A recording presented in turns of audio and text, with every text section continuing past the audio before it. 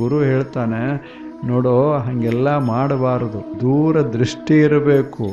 ಅದಕ್ಕೆ ಒಂದು ಕಣ್ಣದ ಒಳಗ ನಾವು ಒಂದು ಶಬ್ದ ಮಾತಾಡಿದ್ರೆ ಅದರ ಪರಿಣಾಮ ಏನಾಗ್ತದೆ ನೋಡಬೇಕು.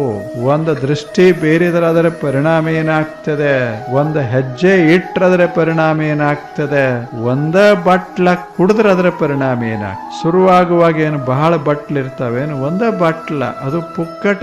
ಚಟ ಹಚ್ಚೋರು ಎಷ್ಟು ಜಾನ್ರು ಇರ್ತಾರ, ನಾ ಕೊಡ್ತೀನಿ ಯಾಕೆ ಮುಂದೆ ಇವನ ಕಡೆಯಿಂದ ವಸೂಲು ಮಾಡೋರು ಇರ್ತಾರ, ಇವಾಗ ನಾ ಪುಕ್ಕಟ ಕೊಡ್ತಾರ, ಇವನು ಮುಗಿಸೇ ಬಿಡು ಅನ್ನೋದು ಇವನಿಗೆ ಗೊತ್ತಾಗೋದಿಲ್ಲ.